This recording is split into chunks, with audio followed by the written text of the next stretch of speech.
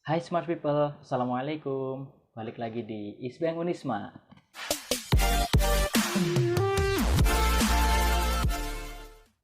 Oke smart people, balik lagi nih. Kali ini bersama saya Tegal Fian.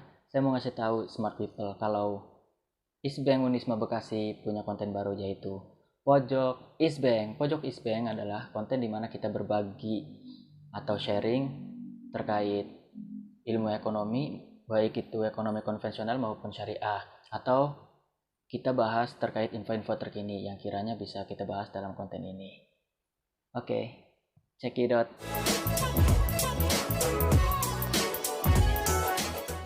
Oke smart people, pada kesempatan kali ini Pojok Isbang akan membahas seputar perbankan syariah.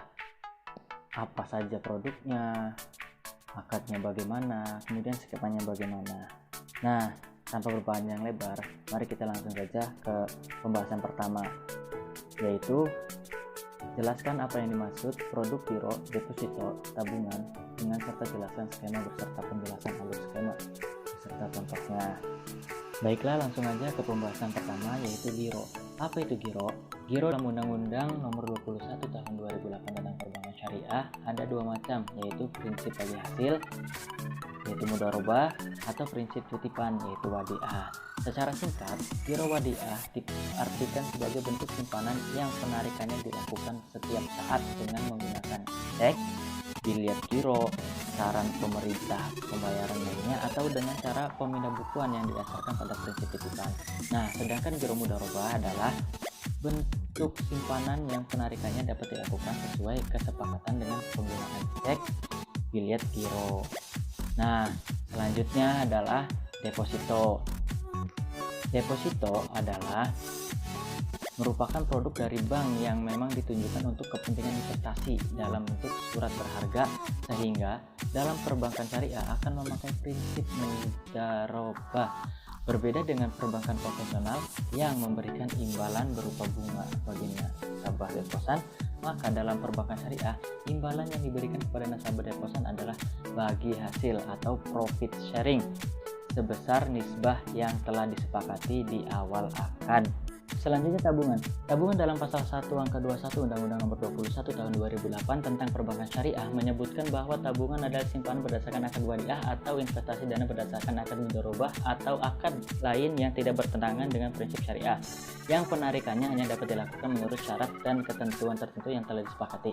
Dalam hal ini, perbankan syariah memiliki dua produk tabungan, yaitu tabungan wadiah bagi nasabah yang hanya ingin menabung saja, dan tabungan mudharabah bagi nasabah yang selain menabung, mereka juga mencari keuntungan dari investasi mudharabah tersebut. Oke, beralih ke skema dan contohnya. Skema yang pertama adalah wadiah yat amanah, di mana skema ini diperuntukkan bagi produk-produk perbankan syariah yang hanya bersifat tabungan saja, seperti tabungan pelajar.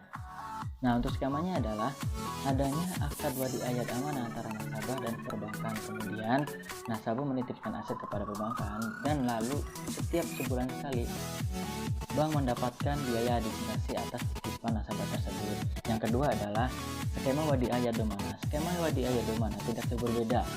Yang membedakan adalah nasabah mendapatkan bonus dari titipan tersebut karena diolah oleh bank. Pertama yaitu adanya akad wadiah yat domana antara nasabah dan bank, kemudian nasabah menitipkan aset kepada bank, yang kemudian bank mengolah dana tersebut untuk disalurkan sebagai usaha kepada orang-orang yang membutuhkan dana. Kemudian pada kurun waktu tertentu nasabah mendapatkan bonus atas bagi hasil yang diterima oleh bank tersebut. Nah, contohnya adalah seperti tabungan giro begitu.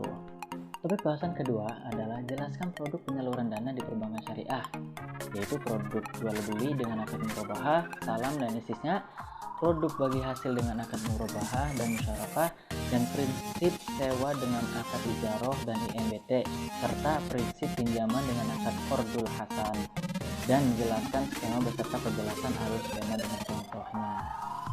Produk jual beli pertama adalah murabahah. Secara fikih, Murabahah adalah akad jual beli atas barang tertentu di mana dalam transaksi jual beli tersebut penjual menyebutkan dengan jelas barang yang diperjualbelikan termasuk harga pembelian dan keuntungan yang diambil. Murabahah adalah salah satu jual beli yang bersifat amanah. Berikut adalah skemanya. Skema murabahah. Pertama adalah adanya negosiasi antara nasabah dan bank dan pemenuhan persyaratan nasabah kepada bank. Kemudian setelah sepakat, terjadilah akad jual beli antara nasabah dan bank. Yang selanjutnya, bank menghubungi supplier untuk membeli barang, lalu supplier mengirimkan barang dan diterima oleh barang beserta dokumen-dokumennya. Yang selanjutnya, nasabah mulai mencicil membayar ke bank sesuai harga yang telah ditentukan. Yang kedua adalah salam. Salam adalah pembelian barang dengan penyerahan atau delivery yang ditangguhkan, sedangkan pembayaran dilakukan di awal menurut syarat-syarat tertentu seperti spesifikasi dan harga barang, kemudian barang pesanan, lalu ketentuan tentang pembayarannya bagaimana, serta ketentuan tentang rincian barang tersebut seperti apa. Lanjut ke skemanya seperti ini. Skema salam, yaitu pertama, adanya pesanan dari pembeli ke penjual secara spesifik terkait barang yang ingin dibeli. Kemudian adanya negosiasi antara penjual dan pembeli tersebut. Setelah disepakati, pembeli melakukan pembayaran di muka kepada penjual. Lalu setelah itu barang dikirim oleh penjual ke pembeli. Seperti itu. Produk jual beli yang ketiga adalah istisna. Istisna secara etimologi berarti minta dibuatkan, sedangkan secara muamalah istisna berarti suatu perjanjian jual beli antara mustahni di mana barang yang diperjualbelikan harus dipesan terlebih dahulu dengan kriteria yang jelas. Tunggu, tapi apa bedanya dengan salam? Nah, perbedaannya selain barang yang dipesan oleh pembeli saat melakukan akad istisna itu lebih spesifik atau lebih khusus, juga pembayaran pada akad istisna dapat dilakukan selain di muka, bisa dilakukan di tengah maupun di akhir akad tersebut. Adapun skema istisna yang ada di perbankan syariah adalah sebagai berikut. Yang pertama, nasabah selaku konsumen memesan kriteria barang tertentu kepada bank selaku penjual di sini. Kemudian bank membeli atau memesan kepada produsen untuk dibuatkan barang sesuai pesanan nasabah. Yang ketiga, setelah barang sudah ada, bank menjual barang tersebut ke nasabah. Lalu setelah terjadi kesepakatan, produsen mulai mengirim barang tersebut ke konsumen. Selanjutnya, produk bagi hasil. Yang pertama adalah mudharabah. Pembiayaan mudharabah menempatkan bank selaku sahibul mal yang menyediakan dana atau modal dan nasabah sebagai mudarib atau pengelola usaha. Dalam fikih klasik, yang dibagikan antara keduanya adalah keuntungan, yaitu hasil dikurangi biaya-biaya. Dalam perbankan syariah, yang dibagikan adalah hasil atau revenue, karena seringkali tidak terjadi kesepakatan antara bank dan nasabah pada besaran biaya yang digunakan oleh nasabah. Berikut adalah skemanya. Yang pertama adalah sohibul mal dan mudarib menyepakati akad mudharabah. Yang kemudian kedua, proyek usaha sesuai akad mudharabah yang dikelola oleh mudarib selaku pengelola usaha. Kemudian proyek usaha menghasilkan laba ataupun rugi. Jika untung dibagi sesuai nisbah kesepakatan dan jika rugi ditanggung oleh sohibul mal itu sendiri, yaitu bank. Yang kedua adalah musyarakah. Dalam musyarakah, bank dan nasabah bertindak selaku syarik atau partner yang masing-masing memberikan dana untuk usaha. Ketentuan pembagian keuntungan atau kerugian sesuai dengan kaidah usul, yaitu ar-ribhu bima tafaqqa wal khasaratu biqadri malihi, yang mana keuntungan dibagi menurut kesepakatan, sedangkan apabila terjadi kerugian dibagi menurut porsi modal masing-masing. Lalu selaku syarik, bank berhak ikut serta dalam pengaturan manajemen sesuai kaidah musyarakah. Berikut skemanya. Skema musyarakah yaitu nasabah selaku mitra pertama dan bank selaku mitra kedua menjalankan akad musyarakah dengan proyek usaha tertentu. Kemudian setelah berjalannya usaha tersebut mendapat keuntungan, maka keuntungan itu jika mendapatkan laba akan dibagi sesuai nisbah yang disepakati, dan jika mendapatkan kerugian maka akan ditanggung sesuai porsi dana masing-masing partner tersebut, yaitu antara nasabah dan bank. Produk selanjutnya adalah sewa. Yang pertama ijarah. Ijarah adalah akad pemindahan hak penggunaan pemanfaatan atas barang atau jasa melalui pembayaran sewa tanpa diikuti dengan pemindahan kepemilikan atas barang barang itu sendiri. Yang kedua adalah ijarah mutajabih tamlik. Ijarah mutajabih tamlik disebut juga ijarah waqtina, adalah perpaduan antara kontrak jual beli dan sewa, atau dengan kata lain akad sewa yang diakhiri pemindahan kepemilikan ke tangan penyewanya. Berikut adalah skemanya. Skema ijarah. Yang pertama adalah skema ijarah, yaitu nasabah pesan objek sewa kepada bank, lalu bank beli objek sewa kepada supplier, yang kemudian terjadi akad antara nasabah dan bank, lalu objek sewa tersebut dikirim oleh supplier kepada nasabah, yang selanjutnya nasabah bayar sewa kepada bank dalam kurun waktu tertentu.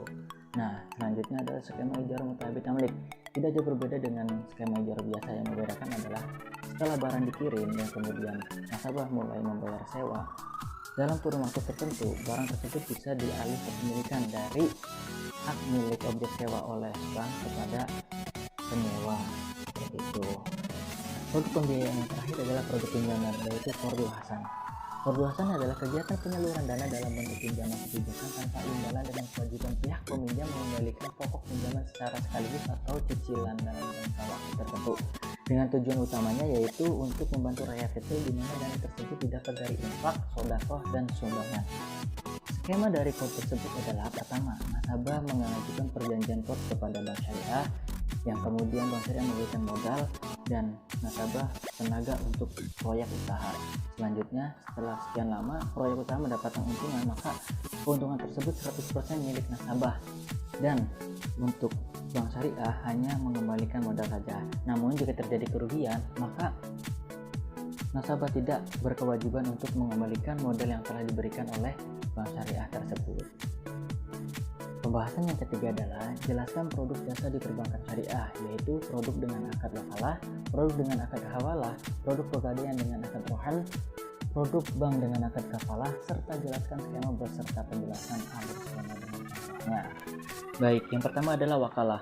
Wakalah berarti pelimpahan kekuasaan oleh seseorang atau pihak sebagai pihak pertama kepada pihak lain sebagai pihak kedua dalam hal-hal yang diwakilkan. Dalam hal ini, pihak kedua hanya melaksanakan sesuatu sebatas kuasa atau wewenang yang diberikan oleh pihak pertama. Apabila kuasa itu telah dilaksanakan sesuai yang disyaratkan, maka semua resiko dan tanggung jawab atas dilaksanakan perintah tersebut sepenuhnya kembali menjadi pihak pertama atau pemberi kuasa. Berikut ini adalah skema wakalah. Skema wakalah pertama-tama yaitu adanya kontrak antara nasabah dan bank sebagai wakil dan wakil. Kemudian ada juga kontrak antara investor dan bank sebagai wakil dan wakil juga. Nah, contohnya adalah seperti kartu ATM, di mana nasabah setelah adanya kontrak tersebut memberikan mandat kepada bank sebagai wakil untuk melakukan pembayaran secara tidak langsung ketika nasabah melakukan transaksi atau payment terhadap suatu perusahaan atau apapun itu. Baik, selanjutnya ada kafalah. Secara bahasa, kafalah berarti ad-doman atau jaminan, sedangkan menurut pengertian syara, kafalah adalah proses penggabungan tanggungan kafil menjadi tanggungan asil dalam tuntutan atau permintaan dengan materi sama atau hutang atau barang atau pekerjaan. Oke, selanjutnya adalah skema dari kafalah. Nah, pada skema kafalah sendiri, bank bergerak sebagai penanggung atau kafil. Kemudian ada pihak kedua yang disebut sebagai maf'ul alaih atau yang tertanggung, dan nasabah sebagai pihak ketiga yaitu sebagai maf'ul atau orang yang ditanggung, seperti itu. Lalu yang ketiga ada hawalah. Pengertian hawalah secara etimologi berarti pengalihan, pemindahan, perubahan warna kulit, memikul sesuatu di atas pundak. Sedang secara istilah, hawalah adalah akad pengalihan hutang atau piutang dari pihak yang berhutang atau berpiutang kepada pihak lain yang wajib menanggung atau menerimanya. Nah, berikut adalah skema dari hawalah. Baik, langsung saja pada skema kali ini, yaitu nasabah selaku pembeli menyuplai barang kepada penyuplai. Kemudian penyuplai datang ke bank dengan membawa invoice untuk dicairkan. Kemudian setelah itu bank membayarkan tagihan atas pembelian nasabah. Lalu yang keempat, bank menagih kepada nasabah atas tagihan yang telah dibayarkan oleh bank tersebut. Kemudian nasabah mulai membayar kepada bank atas apa yang telah dia utangkan sebelumnya.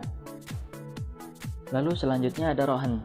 Rohan menurut bahasa berarti as-subut dan al-habs, yaitu penetapan dan penahanan. Sedangkan gadai atau rohan menurut syariah adalah menahan sesuatu dengan cara yang dibenarkan yang memungkinkan ditarik kembali. Oke, langsung saja. Berikut adalah skema rahan. Skema rahan. Pada skema rahan, nasabah datang kepada bank untuk mendapatkan suatu pembiayaan dengan cara memberikan jaminan, katakanlah berupa mobil. Kemudian setelah itu bank memberikan pembiayaan kepada nasabah. Lalu barang tersebut diserahkan kepada bank. Setelah beberapa saat, nasabah ketika telah mempunyai uang untuk mengambil atau membayar pembiayaan yang telah diberikan, nasabah dapat mengembalikan uang pembiayaan tersebut dan mengambil jaminan berupa mobil tersebut untuk kembali kepada nasabah. Pembahasan yang keempat, yaitu jelaskan akad-akad di pasar modal disertai dengan skema dan penjelasan alur skema dengan contohnya. Pasar modal didefinisikan sebagai pasar berbagai instrumen jangka panjang yang bisa diperjualbelikan baik dalam bentuk hutang maupun modal sendiri, baik yang diterbitkan oleh pemerintah maupun perusahaan swasta.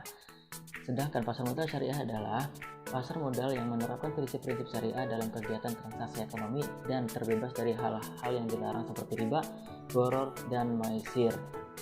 Kemudian pelaku apa aja yang ada di dalam pasar modal? Nah, pelaku dalam pasar modal syariah tidak jauh berbeda dengan pada pasar modal pada umumnya, yaitu emiten, investor, perusahaan pengelola dana atau investment company, dan reksadana. Nah, langsung saja ke produk dari pasar modal tersebut. Yang pertama adalah saham syariah. Saham syariah adalah sertifikat yang menunjukkan bukti kepemilikan suatu perusahaan yang diterbitkan oleh emiten yang kegiatan usaha maupun cara pengolahannya tidak bertentangan dengan prinsip syariah. Dalam saham syariah, akad yang digunakan adalah akad mudharabah dan musyarakah. Berikut adalah skemanya.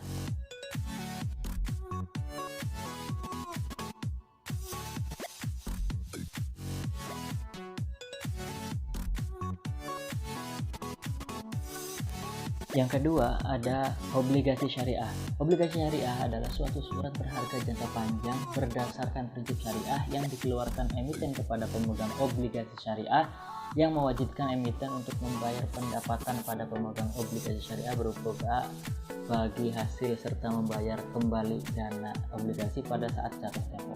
Akad yang digunakan dalam penerbitan obligasi syariah adalah mudharabah, musyarakah, murabahah, salam, istisna, dan hijaroh.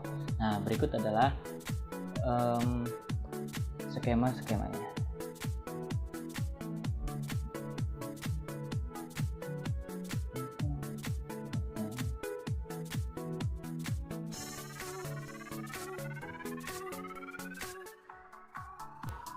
Yang terakhir adalah reksadana syariah.